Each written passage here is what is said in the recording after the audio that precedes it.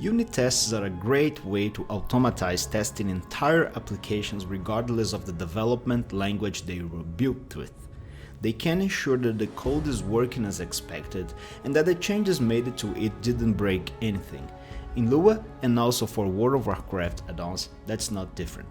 In this video, you will see how to write unit tests for your add-on using a popular and open source library called luaunit, and also some tips on how to write tests that are easy to maintain and understand. The library to run a suite of unit tests in this video is called luaunit and it's available in GitHub. The way it is imported into your local application is up to you, but the way I do is by saving the luaunit.lua file in the same folder where the Lua binaries are placed in my machine. This way, I can run the tests from any folder without having to worry about the path of the luaunit file. Now, let's talk about the power of unit testing. By setting up a good unit test suite covering your add-on code, you can save a lot of testing time and also validates the code you're writing without having to run the game every time you make a change. That saves you from having to log in, perform lots of actions to hook game events, and then check if the code is working as expected every time you make a change to your add-on. Of course, it's important to test the add-on in the game as well, but unit tests can work as a good layer of protection during the development process. You can catch bugs earlier and fix some logic errors before they even reach the game. So, how to start a unit test suite in your add-on? I'll be using the Stormwind library unit suite, but given that it works as a local Lua application, you can use a similar approach for your add-on. In my case, I created a tests folder in my root of add-on. Inside it, I created a unit.lua file that will be responsible for running all the tests in the suite. By the way, this unit.lua file that can be found in the Stormwind library repository, and you are free to use in your add-on as well. It starts with requiring the library and then defining a base test class like this. Note that it has two methods after its constructor, which are setup and teardown. The first one will execute before each test and the second one after. They are very useful to allow you to reset the state of the application, in this case the add-on itself, before and after each test, making sure that the tests are independent of each other. Finally, it's importing all the test files to call this line that executes them all. Please note that this is only the structure we just created, not the actual tests. We'll see how to write them later. Let me show you what happens when we run a test class. This is an example of a class that's fully covered by unit tests. On the left, it's a command handler class that's responsible for handling all the chat commands the add-on will receive, and on the right you see the test class that's responsible for testing it locally.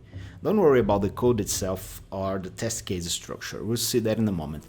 Note that for each method in the commands handler class, there's a test method in the test commands handler class. This is a good practice to ensure that all the code you write is tested and that you are covering a big part of the code logic. Now you can run your default Lua command, in my case lua5 the path of the main test and trans file and the name of the test class you want to run and the v flag to see more details in the output. You can also run all the tests in the suite by omitting the class name. And before we continue, just a quick word about naming classes and methods.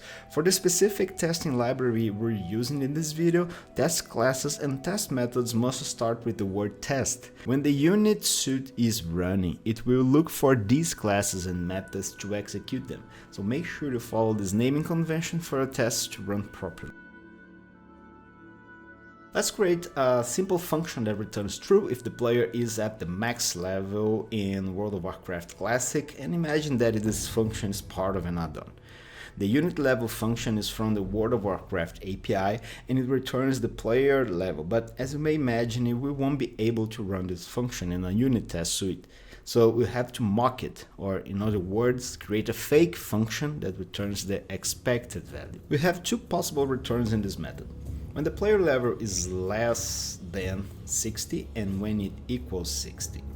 So we'll create two tests to cover both cases. The first one will check if the function returns false when the player level is below 60, And the second one, we check if it returns true when the player level is 60.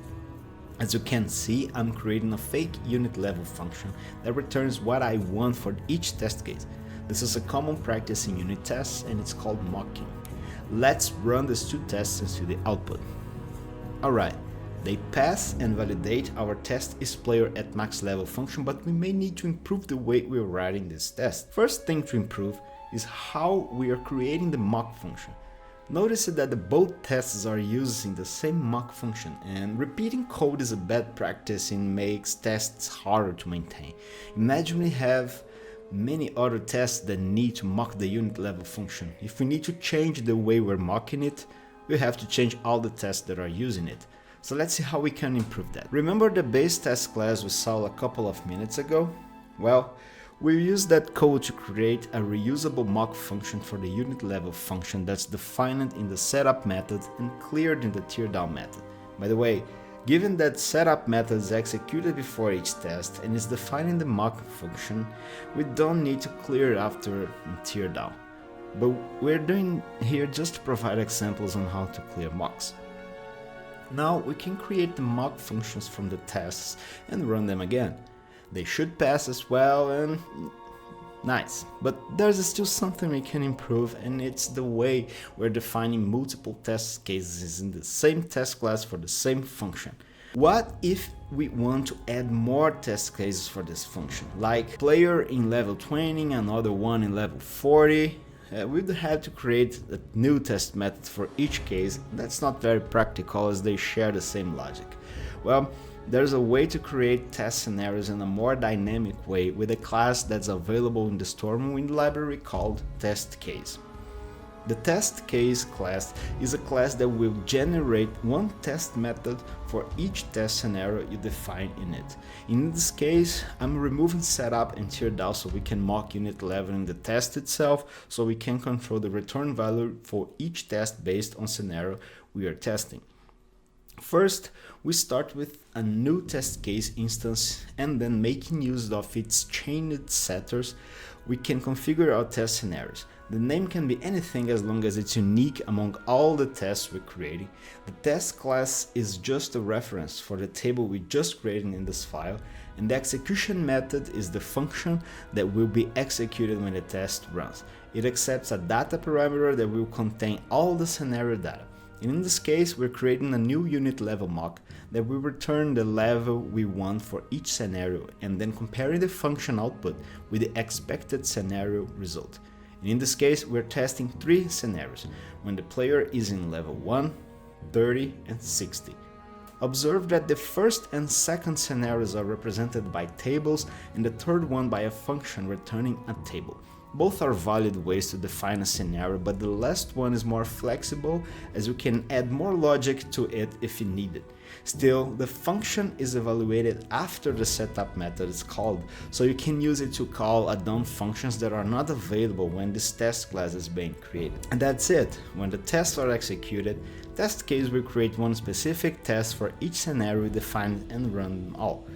This may not make sense for such simple passes like comparing player levels, but for more complex scenarios and test mocks, it can save you a lot of time and make your tests more readable and easy to maintain. Stormwind library is always looking for ways to improve testing, which means our test models are always evolving. If you have any suggestions or want to contribute to the project, feel free to open an issue or a pull request in the repository.